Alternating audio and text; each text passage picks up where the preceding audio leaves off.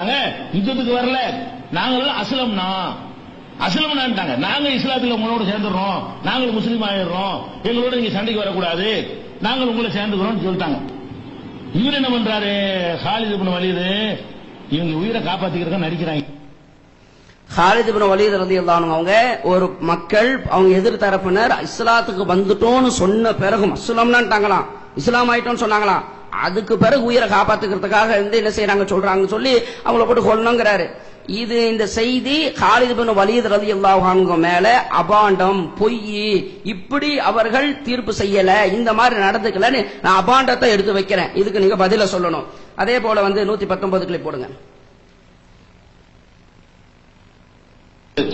அதே மாதிரி ஒரு நாள் இது 1176வது ஹதீஸ், பள்ளிவாசலுக்கு இப்னு உமர் வர்றாரு. வந்தா மக்கள் லுகா தொழுதுட்டு இருக்காங்க. ஒரு 10 மணி 11 மணி இருக்கும்னு நினைக்கிறேன். லுகா தொழுதுட்டு இருக்காங்க. என்னப்பா தொழுறீங்கன்னு கேட்கிறாரு. லுகா தொழுகிறோம். உடனே என்ன செய்யறாரு, ஃபகால பிதாத்துன், என்ன பிதாத் செய்றீங்களா நீங்களா அப்படிங்கிறாரு. ஒரு சுன்னத்தான ஒரு தொழுகை தொழுகிறாங்க, அவர் அதை அப்ஜெக்ஷன் பண்ணி பிதாத்துன்னு கண்டிக்கிறார். அப்படி கண்டித்தார் என்று புகாரில 1776வது ஹதீஸ்ல இந்த சம்பவம் இடம்பெற்றிருக்கிறது. அப்ப இதுல என்ன விளங்குது, லுகா தொழுகை என்று நமக்கெல்லாம் தெரிஞ்சு வச்சிருக்கிறோம். ரசூல் ஸல்லல்லாஹு அலைஹி வஸல்லம் தொழுகை இருக்கிறாங்க, அதுக்கு சான்று இருக்குது. அது இல்லைன்னு யாரு மறுக்கிறா, ஆயிஷா நாயகி மறுக்கிறாங்க, இப்னு உமர் மறுக்கிறாரு.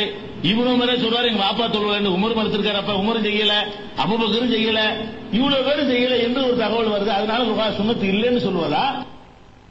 அப்ப இந்த செய்தியில பாருங்க, இப்னு உமர் அவர் ஒரு புகாரி ஹதீஸ் நம்பர் சொல்றாரு. அதுல பார்த்தா அந்த மாதிரி அவர் சொல்ற மாதிரி ஹதீஸ் எல்லாம் கிடையாது, இல்ல. அதனால பிதாத் என்று கண்டித்தார்.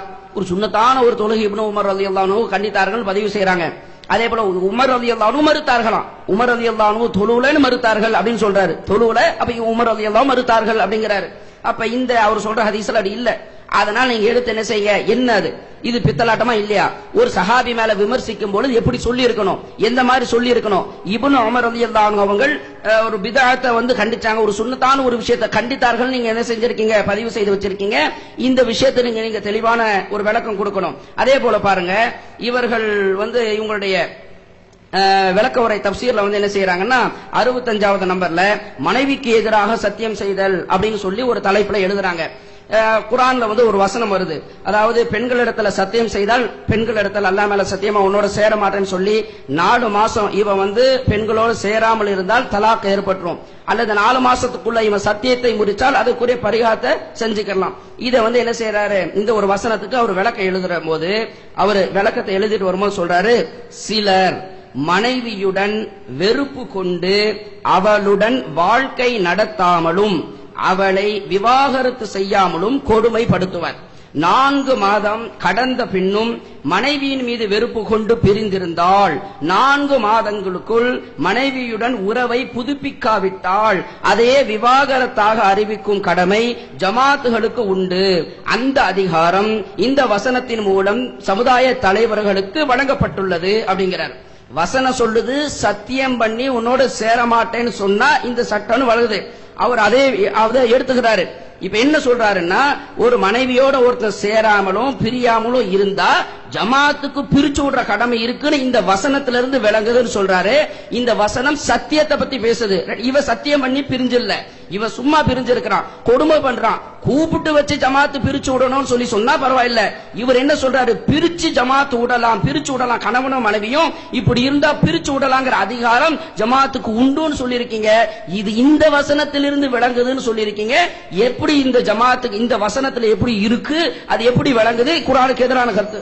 இந்த சிறுமியுடன் உறவு கொள்வது, அதுல நம்ம கேட்ட கேள்வியை மட்டும் கரெக்டா மறைச்சிட்டு சின்ன புள்ளண்டா என்ன வயசு அப்படிங்கறது அங்க சொல்லப்பட்டிருக்கின்றாரு. நான் வாசிச்சத திரும்பவும் உங்களுக்கு சொல்றேன். ஃபலவு அவுலஜ முகல்லஃபுன் ஸகரஹு ஃபி ஃபர்ஜி ஸகீரத்தின், ஒரு ஆண் தன்னுடைய ஆண்குறியை ஒரு சிறுமியினுடைய பெண்குறியில் நுழைத்தால், இதுதான் கேட்டோம், ஆபாசம். அதுக்கு பிறகுதான் உளவு பிந்த யோமின், அது ஒரு நாள் குழந்தையாக இருந்தாலும் சரியே. இவர் ஒரு நாள் குழந்தைக்கு மட்டும் படிச்சுக்கிறாரு. அந்த ஒரு நாள் குழந்தையினுடைய மர்ம உறுப்புல போய் இவன் நுழைத்தான் எழுதிருக்கீங்களா, இது ஆபாசம் இல்லையான்னு கேட்டோம். பதில் வந்துச்சா, அதுக்கு சொல்லுங்க. அதே மாதிரி அடுத்தது என்ன சொல்ற, அன்னல் மரஅத்தல் முகல்லஃபத லவ் அத்கலத் ஸகர சபியின், ஒரு பெண்மணி ஒரு சிறுவனினுடைய தக்கரை ஆண்குறியை அவளுடைய பெண்குறியில் நுழைத்துக் கொண்டால் அதுவே இபுனயோமின் ஒரு நாள் குழந்தையா இருந்தாலும் சரிதான். இந்த ஒரு நாள் குழந்தை கேட்கல, அந்த ஒரு நாள் குழந்தையினுடைய மர்ம உறுப்பை தூக்கிட்டு போய் ஒரு பெண் வந்து உள்ள நுழைச்சிட்டான்னு சொன்னீங்களே, இது ஆபாசம் இல்லையான்னு கேட்டா அதை மட்டும் கரெக்டா விட்டாரு. இத படித்து இந்த வாசகத்தை படிச்சுட்டு இது ஆபாசம் இல்ல, ரொம்ப அற்புதமா தான் இருக்குது, நாங்க எல்லா இடத்துலயும் என்ன செய்வோம் பேசுவோம்னு என்ன செய்யுங்க சொல்லுங்க. அடுத்தது லவ் இஸ்தாஜர இம்ராஅத்தன் லியஸ்னி பிஹா, விபச்சாரம் செய்வதற்காக வேண்டி ஒருத்தன் வாடகைக்கு ஒருத்தனை வச்சா அவனுக்கு ஹத்தி இல்லை, எங்க ஆபாசம் இருக்குன்னு ஆபாசத்தை கேட்கல. இது விபச்சாரத்தை இது தூண்டுற மாதிரி இல்லையா, பணத்தை கொடுத்துட்டு செஞ்சா ஹத்தி இல்லைன்னு எழுதியிருக்கிறார் அபு ஹனீஃபா. ரெண்டா போட்டு அதை சொன்ன உடனே இங்க இருந்து அவர் பேசினா இவர் பேசினார், கடைசியில பாத்தீர்கள் நாங்கள் தக்லீது செய்வர்கள் இல்லை. அபு யூசுப் சொல்லி இருக்காரு அவர் மாணவர் தானே, முகமது அவர்கள் சொல்லி இருக்கிறாரு அவர் மாணவர் தானே, அவர்களோட அடிப்படையில் ஃபத்வா கொடுப்போம், நாங்கள் யாரையும் தக்லீது பண்ண முதல்ல சொல்ல வேண்டியான அபு ஹனீஃபா சொன்னது தப்புதான் சொல்ல வேண்டியான, இவ்வளவு ரவுண்டு சுத்தினி என்ன அது, அந்த ஹத்தி என்பது பல வகையில் இருக்கிறது, தாசீர் என்று 4 மணி நேரம் விளக்கம் கொடுத்தீங்க, எதுக்கு கொடுத்தீங்க? அபு ஹனீஃபா சொல்ல தப்பு, தெளிவா சொல்லுங்க, டிக்ளேர் பண்ணுங்க, சொல்லிட்டே தான் முடிஞ்சிருமே. அபு ஹனீஃபா தவறாக சொல்லுவார், இந்த விஷயத்தில் தப்பா சொன்னாரு, அந்த ஆளுக்கு ஹத்து தான் கொடுக்கணும், அடிக்க தான் செய்யணும் அப்படின்னு சொல்லுங்க. நாங்க தக்லீது பண்றது இல்ல, நீங்க தான் தக்லீது பண்ணி ஆரம்பிச்சுட்டாரு. ஆரம்பிச்சு ஒன்னு ஆரம்பிக்கும் போது உங்க இமாம்களுடைய என்ன ஆமாசாமி போட்டீங்க, எதற்கெல்லாம் சொன்னீங்க, ஒரே இமாம்லயே எத்தனை வகையான கருத்துக்கள் வந்திருக்கு, அடுத்த அமர்வுல அள்ளி போடுவோம், வேற போட வேண்டி இருக்கனால. இமாமுடைய தகுதிகளை பத்தி சொன்னோம். அதுல உறுப்பு சிறியதாக இருக்கும் தலை பெருசா இருக்கும் சொல்லும் போது அது எந்த உறுப்புன்னு நம்ம கிட்ட கேள்வி கேட்கிறாரு, நாங்க தான் உங்க கிட்ட கேட்கணும். அது எந்த உறுப்பாவும் இருந்துட்டு போகுது, அது எங்களுடைய கேள்வியே இல்ல, பிரச்சனையே இல்ல. மதுஹப்ல எந்த உறுப்பு எடுத்தாலும் முன்னால பின்னாலும் தான் இருக்கு, அது எந்த உறுப்பு என்பது எங்களுக்கு ஆட்சேபனை இல்லை. அதுல நாங்க வைக்கக்கூடிய வாதம் என்னவென்றால், வாதத்தை ஒழுங்கா கவனிங்க, அதுல நாங்க வைக்கக்கூடிய வாதம் என்னவென்றால், இமாமுடைய தகுதியாக நபிமொழிகளில் பலவை சொல்லப்பட்டிருக்கும் போது பொண்டாட்டி அழகா இருக்கணும்னு ஒரு தகுதியை உங்க மதுஹப் நூல்ல எழுதி வச்சிருக்கிறீங்களே, இது எந்த குர்ஆன் வசனத்தின் அடிப்படையில் ஏற்றப்பட்டதுன்னு கேட்கிறோம். தலை பெருசா இருக்கணும்னு எழுதி வச்சிருக்கிறீங்களே, இது எந்த நபிமொழியின் அடிப்படையில் எழுதப்பட்டதுன்னு கேட்கிறோம். அந்த உறுப்பு எந்த உறுப்புங்கிறது எங்களுடைய கேள்வி இல்லை. இந்த சட்டம் எந்த குர்ஆன் வசனத்தின் அடிப்படையில் ஏற்றப்பட்டது, எந்த நபிமொழியின் அடிப்படையில் ஏற்றப்பட்டது. ஏன் நீங்க என்ன வாதம் வைக்கிறீங்க, உங்களுடைய நிலைப்பாடு என்ன? எங்க மதுஹப் நூல்ல எந்த சட்டத்தை எழுதியிருந்தாலும் நாங்க குர்ஆன் வசனத்தின் அடிப்படையில் தான் எழுதியிருக்கிறோம், ஹதீஸ்களின் அடிப்படையில் தான் எழுதியிருக்கிறோம், அதுதான் உங்களுடைய நிலைப்பாடு. அதை நிறுவனத்துக்கு தானே உட்கார்ந்து இருக்கிறீங்க. அந்த இடத்துல உட்கார்ந்து கொண்டு அது எந்த உறுப்பு, இது எந்த உறுப்பு, அது எங்கிட்டு சொருகிறது, இதை எங்கிட்டு நுழைப்பது, அந்த பிளக் பாயிண்ட் பத்தி நாங்க கேட்கல. பொண்டாட்டி அழகா இருக்கணும் எழுதி வச்சிருக்கீங்க, என்ன குர்ஆன் வசனத்தோ அதை அள்ளி போடுங்க, பதில் முடிஞ்சு போச்சு, க்ளோஸ். தலை பெருசா இருக்கணும் எழுதி வச்சிருக்கீங்க, இந்த இருக்கு நபிமொழி, புகாரில் இருக்கிறது, முஸ்லிமில் இருக்கிறது, அஹ்மதுல இருக்கு, அபூதாவுல இருக்கு, அள்ளி போடுங்க. ஹதீஸ்ல உலக படிச்சு காட்டுங்க, முடிஞ்சு போச்சு. இதைத்தான் நாங்க கேட்கிறோம். அதற்கு களம் அமைத்தும் கொடுத்தும் கூட நீங்க ஒரு விஷயத்தை கவனிச்சீங்களா, கேட்கறதுக்கு தான் பதில் வரல, சவுண்ட் தான். உங்களோட நாங்க டாப்பா சவுண்ட் போடுவோம், சவுண்ட் விடுறது உள்ள விஷயம், சவுண்ட் விடுவதற்காக வேண்டி வாதத்தில் உட்கார்ல. நீங்கள் சத்தம் விட்டால் அதை விட கட்டிடம் அதரக்கூடிய அளவுக்கு நாங்க சத்தம் போடுவோம், அது விவாதம் இல்லை.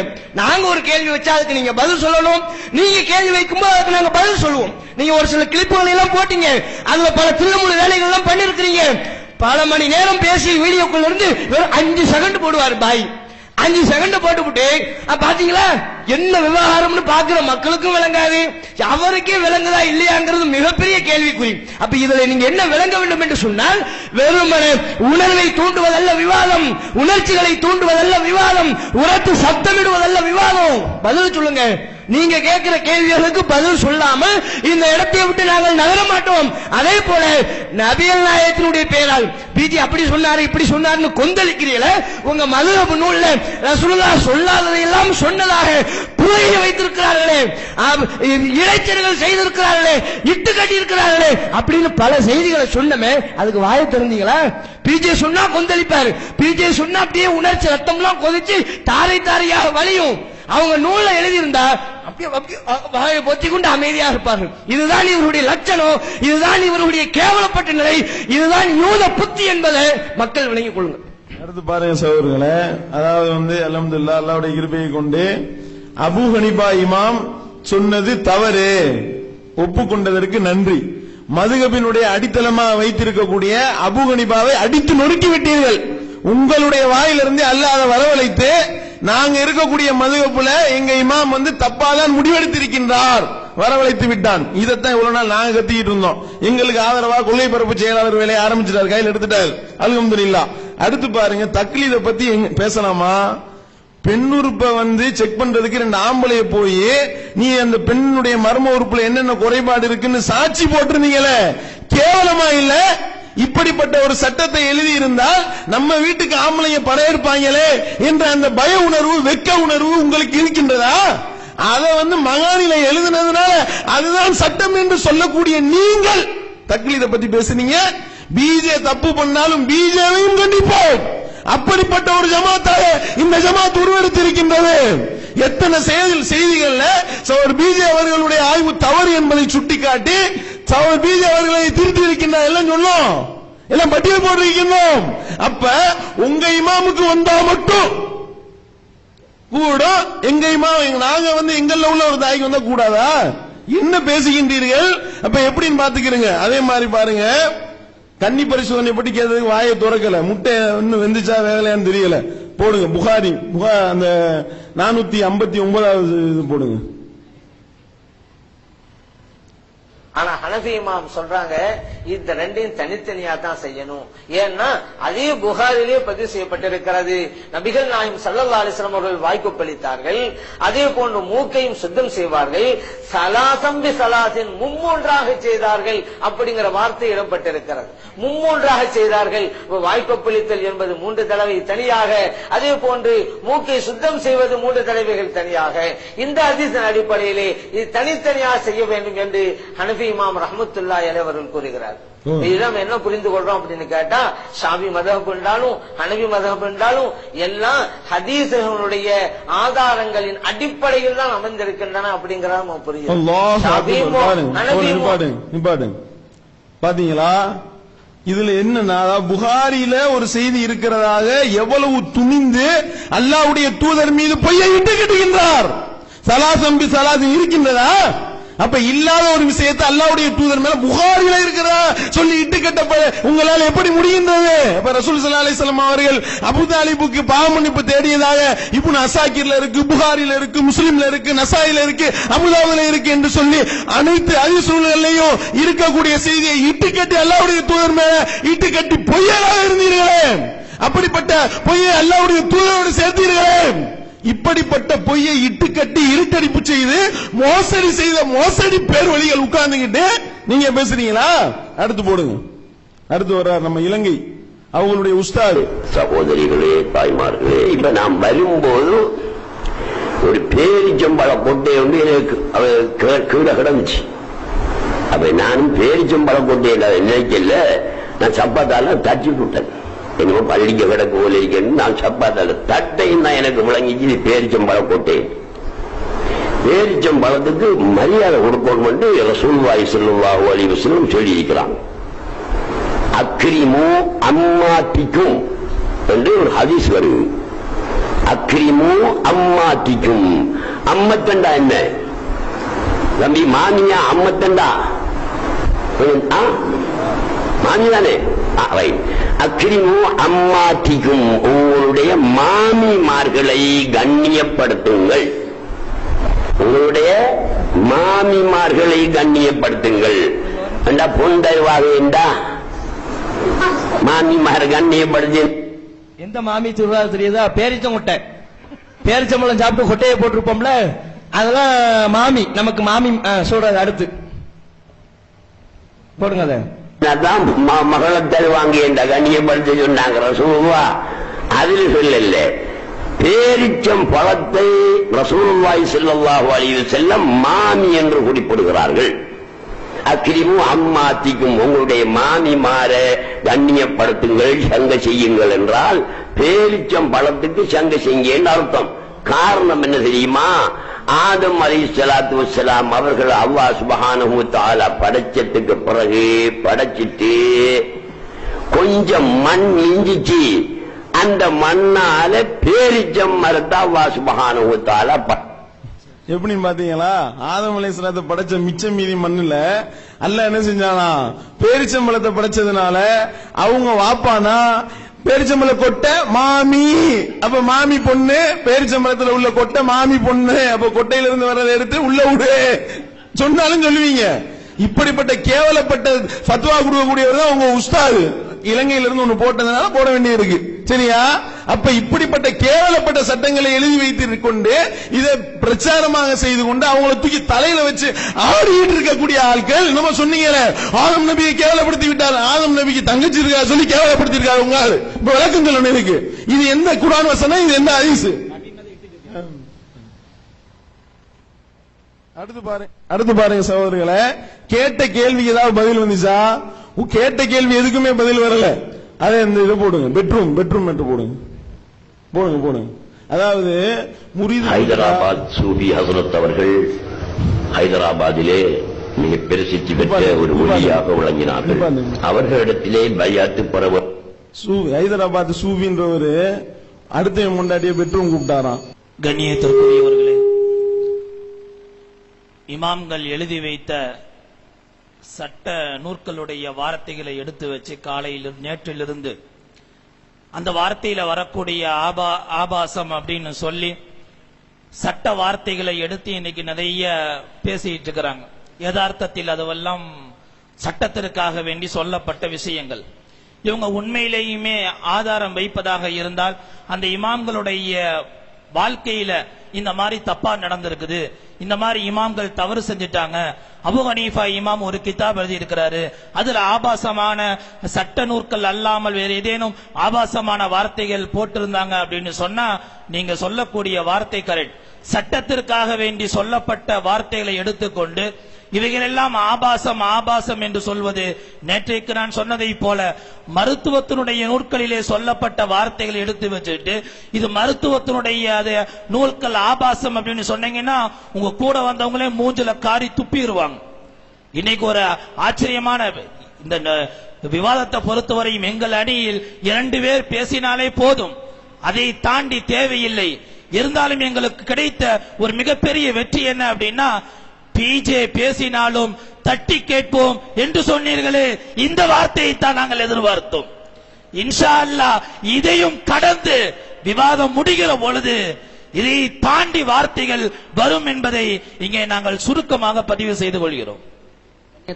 சகோதரர்களே, அதாவது இன்னும் பித்தலாட்டத்தை யூத கொள்கையை நிரூபிச்சிட்டு இருக்காங்க. நான் தெளிவா சொன்னேன், ஒரு நாள் குழந்தையுடன் சேர்ந்தால் என்ன சட்டம் சொல்லி இருக்கீங்களே, அப்படி கிதாப்ல இல்ல, கிதாப்ல வேற மாதிரி இருக்கேன்னு நான் எடுத்து வாசிச்சு காட்டுறேன். திரும்ப இப்ப மைக்க பிடிச்சிட்டு நான் என்ன வாசிச்சேன் தெரியுமான்னு சொல்லி போன தடவை என்ன சொன்னாரோ அதுக்கு முரணாவ பேசுறாரு. ரெண்டாவது அப்படி சொல்லும் போது அடிச்சு கொள்ளுங்கன்னு இருக்க, அதாவது ஹத்து கொடுக்கணும் தண்டனை கொடுக்கணும் சொல்லப்பட்டிருக்கேன். அதை விட்டு தானே சொன்னீங்க, அப்பயும் இருட்டடி பண்ணி தானே சொன்னீங்க. நான் கேட்கிறேன், ஒரு குழந்தையோட ஒருத்தர் சேர்ந்து அடிச்சு கொல்லுன்னா அது ஆபாச சிந்தனை வருமா? ஐயோ கொண்டு விடுவாங்களா ஆபாச சிந்தனை வருமா? ரெண்டாவது நீங்க சொல்லுவீங்களா? நேத்து கூட ஒரு நியூஸ் பேப்பர்ல ஏதோ காட்டினாங்க, ஏதோ 2 மாசம் குழந்தையோட ஒருத்தர் சேர்ந்துட்டான்னு. நியூஸ காட்டுங்க, மேடை போட்டு கிழிப்போம். இவன் சேர்ந்து இருக்கிறான், எங்களுடைய கிதாபுல எழுதி இருக்கிறாங்க, அடிச்சு கொல்லுங்கன்னு சொல்லுவோம். நடந்துச்சுன்னு கொண்டு வந்து காட்டுங்க, தைரியமாக எழுந்திருச்சுன்னு சொல்லுவோம். இதுக்கு ஆதாரம் காட்டலன்னாங்க. ஃபத்தாவா ரமலில நேத்து எடுத்து போட்டேன். ஒரு குழந்தை முழுமையாக பிரிந்து வெளியே வருவதற்கு முன்பாகவே அதனோடு அந்த குழந்தையோடு சேர்ந்தா என்ன சட்டம், ஹத்து இருக்கா இல்லையான்னு ஒருத்தன் கேள்வி கேட்டிருக்கானே. அப்ப அவன் கேள்வி கேட்டது இருக்கத்தானே செய்துன்னு எடுத்து போட்டேன், வாயை திறக்கவே கிடையாது. அதே போல இந்த அபு ஹனீஃபா இமாமுடைய விஷயம் எடுத்து போட்டேன், வாதமா எடுத்து வைங்க. அவங்க என்ன அடிப்படையில் ஆய்வு செய்தார்கள், அது என்ன முறைன்னு சொல்லி நீங்க வாதமா எடுத்து வைங்க, பதில் சொல்லுவோம். போன தடவை அப்படிதான் ஒரு வாதமா நேத்து வச்சாரு. ஒரு மிருகத்தோடு சேர்ந்தால் நீர் வெளிப்படவில்லை என்றால், நீர் வெளிப்பட்டால் ஏன் சட்டம் பிரிச்சு சொல்றாங்கன்னாரு. எடுத்து இது எப்படி கூடுன்னாரு, எடுத்து வாதமா வைங்கன்னு சொல்லி வச்ச உடனே எடுத்து எப்படி கூடும் விளக்குங்கன்னாரு. இன்னமல் மாவுமினல் மாயின்ற ஹதீஸ போட்டு விளக்குன கப்சு போட்டு ஆகிவிட்டாரு. இதே எடுத்து வைங்க, தோலை உரிப்போம் அதுலயும். அதே போல இவங்க சொல்றாங்க, ஒருத்தர் அதாவது அபு ஹனீஃபா இமாம் தவறு செய்தார்னு சொல்லுங்கன்றாரு. இன்னொரு ஆள் மைக்க பிடிச்சி எடுத்துக்கிட்டு தவறு செய்தார் என்று ஒத்துக்கொண்டு விட்டார்கள் அப்படிங்கிறாரு. சிரிப்பு தான் வந்துச்சு, உங்களுக்குள்ளே முரண்பாடா அப்படின்னு. அப்புறம் சொல்றாரு, பிஜே எத்தனை தடவை தவறு செய்து மாத்திருக்கிறார், பதிவு பண்ணிட்டார், அல்ஹம்துலில்லாஹ். நான் கேட்டது என்ன, தக்லீது பண்றீங்களப்பா. அவரு தவறு செஞ்சாரு, அவர் அறிவுக்கு ஒரு விஷயம் பட்டுச்சு, அவர் ஆய்வு செய்யறாருன்றீங்க. சரி, அவருக்கு ஒண்ணு சரின்னு பட்டுச்சு, பின்னாடி சரின்னு படல.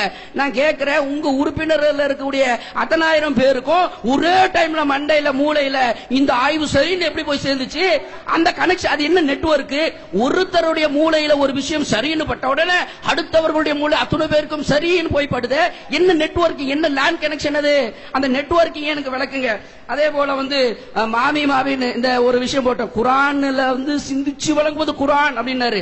மாமி வீட்டுல போய் சாப்பிடலான்னா மாமி பொண்ணு பார்க்கலான்னு ஆய்வு எடுக்கிறாரு, இதுவும் குரான் அப்படின்னாரு. இதான் அவங்களுடைய ஆய்வு. இந்த ஆய்வு சரிங்கிறீங்களே, இதுவும் சரிங்கிறீங்களே, அப்ப இது எப்படி இந்த நெட்வொர்க் கனெக்ஷன்ல இந்த ஆய்வு சரின்னு உங்களுக்கு பட்டுச்சு? இதுல நான் அப்புறம் திரும்ப கேட்கிறேன், அவருடைய மூளையில ஒரு விஷயம் சரி என்று பட்டு உங்களுடைய மூளையில தவறு என்று பட்டால் 2 கொள்கை உடையவர்கள் உங்க ஜமாத்துல இருக்க விடுவீங்களா? அதை கேட்டனே, பதில் சொல்லுங்க. எங்க இமாம்கள் பல கருத்து சொல்லியிருக்கார்கள். பல கருத்து சொன்னாலும் ஒரு மதுஹப்ல இருக்கிறார்கள். அபு ஹனீஃபா இமாம் அவர்களுடைய மதுஹப்னு சொல்றாங்க. ஆனா பல அறிஞர்கள் ஆய்வுக்கு முன்னுரிமை கொடுக்கிறோம். நீங்க இந்த கருத்து சொல்றீங்களா? உங்க ஆய்வா? உங்க ஆதாரத்தின் அடிப்படை இந்த ஹதீஸா? உங்க ஆதாரத்தின் அடிப்படையில் இதுவா? பல ஆய்வுகள் இருக்கு. அப்ப பல ஆய்வுகள் அவங்க குர்ஆன் ஹதீஸ் அடிப்படையில் ஆய்வு பண்ணி இருக்கிறாங்க. பல கருத்தை பதிவு பண்ணி அத்தனை பேருக்கு மதிப்பு கொடுக்கிறோம். உங்க கொள்கை ஒண்ணு, நீங்க சொல்ற கொள்கையை ஏத்துக்கொள்ளனா அம்பது பேர காஃபிர் முஷ்ரிக்குங்கிறீங்களே. ஒரு தலையை பின்பற்றி பல தலைகள் போது தக்லீதுங்கிற பல கருத்து உள்ள அறிஞர்கள் இருக்கிறார்களே. பல கருத்து உள்ள அறிஞர்கள் இருக்கிறது தக்லீத கண்மூடித்தனமா? கண்மூடித்தனமாக ஒருவரை பின்பற்றுவது தக்லீது விளக்கி இருக்கிறேன். அல்ஹம்துலில்லாஹ். அது இரண்டாவது நாளாக விவாதம் நடைபெற்றுக் கொண்டிருக்கிறது. இவர்களுடைய டிஎன்டிஜே யூத மதத்தர்களுடைய வாதம் என்ன அப்படின்னு சொன்னா, மதுஹபு விபச்சாரத்தை தூண்டுகிறது, விபச்சாரம் செய்வதற்கு வழி சொல்கிறது, சிறுமியை சீரழிப்பதற்கு கற்றுக் கொடுக்கிறது, ஊமை பெண்ணை சீரழிப்பதற்கு கற்றுக் கொடுக்கிறது, விபச்சாரம் செய்யலாம், தாராளமாக செய்யலாம் என்று சொல்கிறது என்று இத்தனை ஆண்டு காலமாக போலியையும் பொய்யையும் பித்தலாட்டத்தையும் யூதத்தனத்தையும் பதிவு செய்தவர்களுக்கு முன்னிலையில அப்படி கிடையாது. சட்டம் என்ன என்று சொல்லப்பட்டிருக்கிறது, ஹத்தி என்ற தண்டனை இல்லை என்று தான் சொல்லப்பட்டிருக்கிறது. எந்த தண்டனைக்கு எப்படி கொடுக்க வேண்டும் அரசாங்க ரீதியாக அந்த தாஜீர் உண்டு என்பதை பதிவு செஞ்ச உடனே தாஜீர் இருக்குதா, தாஜீர் இருக்குதாண்டு அதை கூட விளங்க முடியாம இங்கே முழித்துக் கொண்டிருப்பதை நாங்கள் பார்த்துக் கொண்டு மட்டுமல்ல, பதில் இல்லை என்கிற காரணத்தினால, மதுஹபிலே ஆபாசம் இல்லை என்கிற காரணத்தினால, மதுஹபு ஆபாசத்தை போதிக்கவில்லை என்கிற காரணத்தினால வேற வழி இல்லை. அதனால ரெண்டு கிளிப் போடுறாங்களாம், சலாசம் பி சலாசின், சலாசம் பி சலாசின். அபு ஜமால் ஹஸரத் அவர்கள் ஒரு விவாத களத்திலே ஒரு இடத்திலே புகாரியில் இருப்பதாக ஒரு செய்தியை பதிவு செய்கிறார்கள். அது இல்லை என்று நீங்கள் சொல்ல போகிறீர்களா? அது இல்லை என்று சொன்னால் நீங்கள் வாதத்தை எடுத்து வையுங்கள். புகாரியில் இருக்கிறது என்று நாங்கள் அதை பிரிண்ட் அவுட் போட்டு காட்டுகிறோம். எவ்வளவு பெரிய யூதத்தனத்தை நச்சுக்கருத்தை இங்கே பதிவு செய்கிறீர்கள். இங்க இருந்து சுரோனுக்கு போறாங்களா? யூத இத்தனை நாளா முன்னாடி பதிவு செய்யுங்க சொல்றோம். நீங்க கேட்ட நீங்க மோசமான செஞ்ச ஆபாசத்தை பதிவு செஞ்சிட்டு இருக்கிறோம். அதுக்கு ஆதார் கொடுங்க சொல்றோம். வாயை மூடிட்டு பேசாம இருக்கிறீங்க. இதுல விஷயம் என்ன அப்படின்னு கேட்டீங்கன்னா, எங்கள் உயிரிலும் மேலான நபியை கேவலப்படுத்துகிறீர்கள். எங்கள் உயிரிலும் மேலான நபி யாருங்க சொல்றா? சொல்றதுக்கு தகுதி இருக்குதா? இது யாரு சொல்லணும்? மாநபி ரசூலுல்லாஹி ஸல்லல்லாஹு அலைஹி வஸல்லம் அவர்கள் அடுத்தவர்களை பார்த்து நீங்க மார்பகத்தில் சூப்ப சொல்லுங்க சொன்னீங்களே, அதுக்கு ஆதாரத்தை தாங்கன்னு சொன்னமே. அடுத்த பெண்ணை பார்த்து, அந்நிய பெண்ணை பார்த்து அடுத்த அந்நிய ஆளுக்கு மார்பகத்தில் வாயை வைத்து சூப்ப சொல்லுங்கள் என்று சொன்னதாக பதிவு செஞ்சீங்களே, ஆதாரத்தை கேட்டமே. அந்த வார்த்தைக்கு ஆதாரம் அர்த்தமா என்று கேட்டமே. மாநபியை அசிங்கப்படுத்தி, கேவலப்படுத்தி, இழிவுபடுத்தி, மட்டப்படுத்தி யூதர்களை விட மிஞ்சி போய் நாங்கள் உயிரிலும் மேலான இப்படி மதிப்பாங்களோ? நீங்க நபியை பத்தி மதிக்கிறத பத்தி பேசுறீங்களோ? பெருமானார் ஸல்லல்லாஹு அலைஹி வஸல்லம் மடி உம்மு ஹராம் ரலியல்லாஹு அன்ஹா மடியில நபி சாஞ்சாங்க, அவங்க மடியில படுத்தாங்க. அந்நிய பெண்ணீங்க, கேவலப்படுத்துனீங்க, அசிங்கப்படுத்துனீங்க. மூசா அலைஹிஸ்ஸலாம் அவர்கள் ரவுடின்னு சித்தரிச்சு மறுத்தீங்க. நபி கேவலம் நீங்க மதிக்கிறீங்களோ? நபியை மதிக்கிறத பத்தி நீங்க பேசலாமா? நல்ல கவனிக்கணும் ஒரு விஷயம். இன்னொரு என்ன கேட்டீங்கன்னா, நபி ஸல்லல்லாஹு அலைஹி வஸல்லம் அவர்கள் சிஹருடைய ஹதீஸை மறுக்கின்ற பொழுது, நம்ம மாநபி உயிரிலும் மேலான பெருமானார் ஸல்லல்லாஹு ஹதீஸை மறுக்கின்ற பொழுது எப்படி மறுத்தார்கள்? நடிகர்கள் அல்லங்க, பார்த்தா கண்திருஷ்டி சொல்ல மாட்டேங்குது இல்ல, ஆனா ஹதீஸை மறுக்கிறோம். ஒரு நடிகை வச்சு எங்கள் மாநபி ரசூலுல்லாஹி ஸல்லல்லாஹு அலைஹி வஸல்லம் ஹதீஸை மறுப்பீங்களோ? இந்த அளவுகள் உங்களுக்கு தந்தது யாரு? நடிகை அளவுகோல். நடிகையை வச்சு ஹதீஸ் சரியா லைவன் முடிவு பண்றது. இந்த அளவுகோலை உங்களுக்கு யார் கொடுத்தது? இப்படி ஆபாசமாக அசிங்கமாக வைத்து மாநபி ஸல்லல்லாஹு அலைஹி வஸல்லம் அவர்களை இழிவுபடுத்தி, மட்டப்படுத்தி, அசிங்கப்படுத்திருக்கீங்க. எங்கள் உயிரிலும் மேலான மாநபி, இதை சொல்றது தகுதி இருக்குதா? இதை நீங்க சொல்லலாமா? எங்களுக்கு தான் சட்டம் போட தெரியுமா? எங்களுக்கும் போட தெரியும், நாங்களும் போடுவோம், எல்லாத்துக்கும் நிகரா தான் இருக்கிறோம். சட்டம் போட்டுட்டா நீங்க செஞ்ச அசிங்க ஆபாசம் இல்லாம போயிருமா? பதிவு செய்யுங்க. சுவனத்திலே ஒரு பெண்ணுக்கு பல ஆண்கள் பதிவு செய்றீங்களே, குர்ஆன் அந்த ஆபாசத்தை சொல்வதாக கற்பிக்கிறீர்களே. பெண்ணிடத்தில் ஒரு அந்நிய பெண்ணிடத்தில் ஒருவன் தவறாக நடந்து கொண்டால் அது கூடும் என்று மதுஹப் சொல்கிறதா? அது நியாயம் என்று மதுஹப் சொல்கிறதா? தண்டனை கொடுக்க வேண்டும். என்ன தண்டனை கொடுக்க வேண்டும் மதுஹப் சொல்கிறது. நீங்க என்ன சொல்றீங்க? அங்க சோனத்துல ஆபாசம் கூடும். சோனத்துல ஒரு பொண்டாட்டிக்கு உங்க பொண்டாட்டிக்கு பல ஆம்பளை பதிவு நீங்க சொல்றீங்க. பெண்ணிடத்தை கேவலப்படுத்துறீங்களே, அது கூடுதல சொல்றீங்க. ஒரு பொண்டாட்டிக்கு ஒரு பொண்ணு ஆடுங்களா?